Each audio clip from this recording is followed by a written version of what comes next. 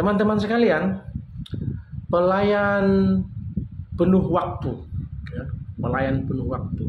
Artinya pelayan-pelayan tahbisan yang memang betul-betul mengambil pilihan hidup untuk melayani Tuhan sebagai pendeta, dan lain-lain. Kalau teman-teman karismatik sekarang menyebut dirinya bukan pendeta lagi ya, pastor, PS, bukan pastor Katolik ya. Lebih senang menyebut dirinya PS, pastor, gitu ya, bukan pendeta. Ini adalah pelayan-pelayan penuh waktu, artinya yang memilih jalan hidup sebagai pendeta atau pastor atau yang lain-lain, tergantung gereja. Saya tidak membahas gereja-gereja tertentu. Ini adalah pilihan hidup yang kemudian ditahbiskan menjadi pendeta dan pastor karismatik. Atau gereja-gereja yang lain, mungkin ada Bible Pro, diakones, guru jemaat, ya. Saya tidak membahas gereja-gereja tertentu ya. Ini adalah pelayan-pelayan yang hidupnya dari ladang Tuhan. Ladangnya adalah pelayanan, ya, pelayanan. Jadi artinya begini, bahwa mereka digaji itu dari gereja. Sementara gereja itu adalah lembaga non-profit. Ya, saya jelaskan dulu ya, apa itu profit dan non-profit. Kalau perusahaan itu adalah lembaga profit, mereka memiliki usaha, unit usaha, perusahaan yang menjual jasa atau produk-produk yang nantinya diharapkan ada untung besar, laba besar, sehingga ada pemasukan untuk perusahaan. Dari pemasukan perusahaan setiap jam, setiap hari, setiap minggu, setiap bulan, setiap tahun, mereka akan tahu kekuatan keuangan perusahaan tersebut. Dari kekuatan keuangan perusahaan tersebut, baru mereka mengambil keputusan untuk menambah staf, gitu ya. Sebab mereka tahu sumber keuangannya itu kan dari menjual produk, menjual jasa, jadi bisa diprediksi keuntungannya, gitu ya. Bisa diprediksi keuntungannya, kerugiannya juga bisa diprediksi, sehingga setiap minggu, setiap bulan, setiap tahun mereka bisa tahu hasil bersih pasti dari perusahaan tersebut, sehingga mereka bisa mengambil kesimpulan kapan saatnya menambah staf, menambah karyawan, kapan tidak. Sebab kalau mereka terlalu bersemangat menambah staf, menambah karyawan, sementara hasil dari perusahaan tersebut stagnan, maka mereka akan rugi. Bahkan perusahaannya bisa tutup. Mengapa? Karena penghasilan bersih itu tidak bisa menutupi kebutuhan rutin perusahaan, gaji staf, karyawan. Ini perusahaan profit, perusahaan yang betul-betul menjual usaha, menjual jasa, menjual produk. Gereja seperti apa? Gereja itu bukan perusahaan profit. Kita tidak bisa memprediksi berapa penghasilan gereja, tidak bisa. Karena apa? Sumber pemasukan adalah dari jemaat. Ketika jemaat malas beribadah, misalnya ketika sebuah ibadah itu membosankan, jemaat malas ibadah, otomatis pemasukan gereja juga berkurang. Ya, kita tidak bisa memprediksi berapa sesungguhnya penghasilan gereja tiap minggu, tiap bulan, tiap tahun. Ya, kita bisa menghitung setelah terjadi.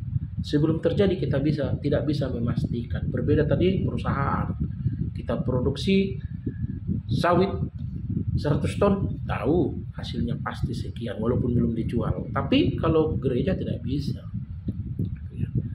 Sementara gereja itu ladangnya adalah pelayanan. Pelayanan itu ada jemaat yang dilayani. Pemasukan gereja itu berdasarkan jemaat. Itu. Jadi misalnya ketika sama seperti perusahaan, ketika menambah staf pekerja juga harus memperhitungkan pemasukan. Gitu ya.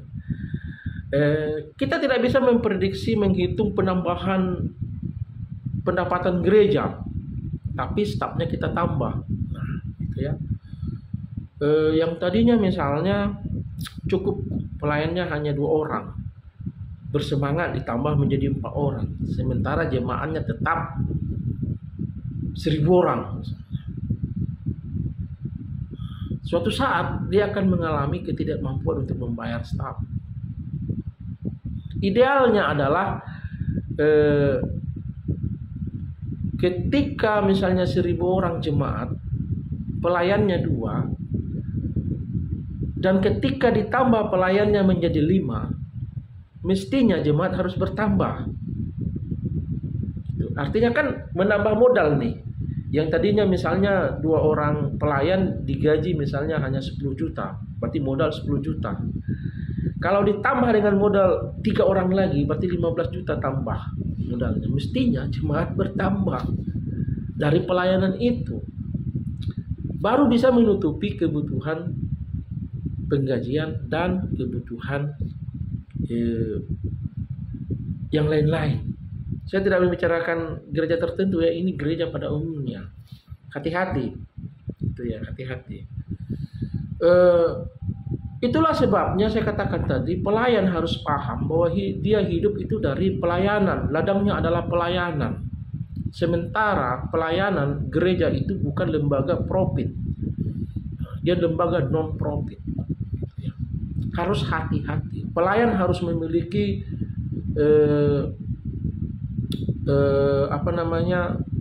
memiliki panggilan yang sesungguhnya di dalam pelayanan. Artinya ketika gereja tidak bisa mencukupi kebutuhannya, ya mereka harus paham bahwa ini lembaga, bukan lembaga profit, tapi non profit. Ya. Ini lembaga sosial, lembaga keagamaan.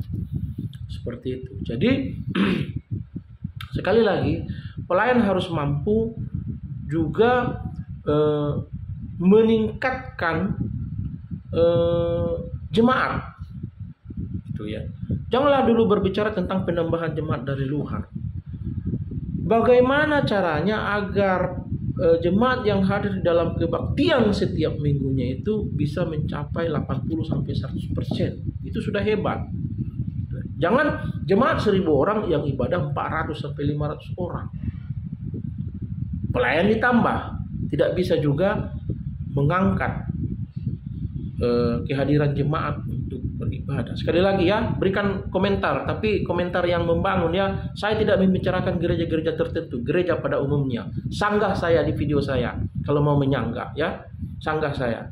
Silakan beri kolom komentar ya. Saya tidak membicarakan gereja tertentu. Ya.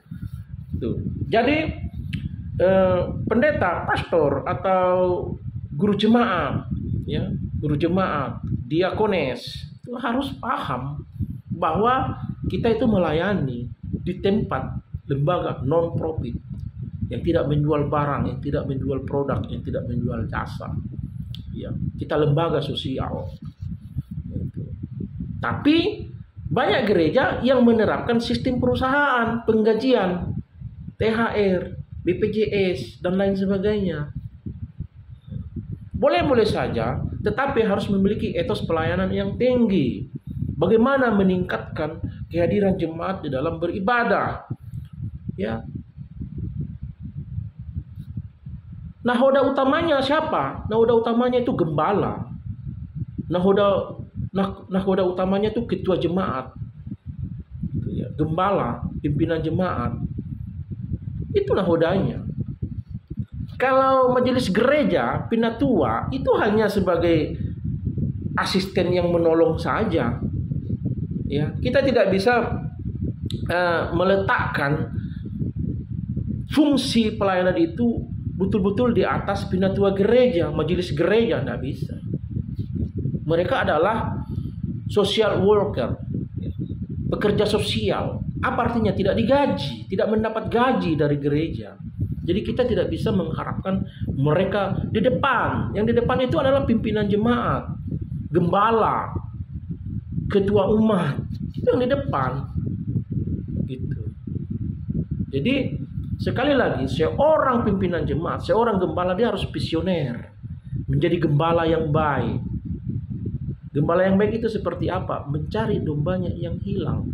100 ekor dombanya, satu hilang, dicari sampai dapat dan diangkat dengan penuh bersukacita, dikembalikan. Sebegitu. Nah, jadi tidak boleh hanya tidur saja, makan tidur saja, ya, menuntut fasilitas. Tidak bisa begitu. Ya. Tanyakan pada diri kita sendiri, apa yang telah saya perbuat untuk jemaat di dalam hal pelayanan. Sudahkah saya sebagai gembala memenuhi kebutuhan rohani dan spiritualitas jemaat? Sudahkah saya mendoakan ketika mereka sedang kesusahan? Harus begitu. Harus memiliki visi dan misi kiat-kiat bagaimana jemaat itu bersemangat untuk hadir di gereja. Nah, tidak boleh, gaji saya kan sudah dari pusat, bukan dari gereja lokal lagi. Bagi gereja-gereja yang tidak mandiri lagi gitu ya, tidak mandiri lagi. Saya tidak berbicara tentang gereja tertentu ya. Ini gereja pada umumnya sama, gereja semua mengalami hal yang sama. Ya. Gereja semua mengalami hal yang sama. Silakan saya ditanggapi di kolom komentar. Ya. Sekali lagi, pelayan itu hidupnya, gembala itu pastor Protestan ya, saya tidak membicarakan gereja Katolik ya. Soalnya sekarang kecenderungannya tidak mau menggunakan pendeta lagi, PS, pastor. Sama. Hidup dari pelayanan. Hidup dari ladang Tuhan. Ladang Tuhan itu siapa? Jemaat. Itu ya, jemaat. Dan bagi gereja-gereja yang menerapkan sistem keuangannya seperti perusahaan, penggajian, ya, hak-hak, baru BPJS, tenaga kerja, kesehatan, ya, harus maksimalkan kapasitas pelayanan di dalam gereja di mana Anda ditempatkan. Harus seperti itu. Kasihan gerejanya, kasihan sinodenya, ya.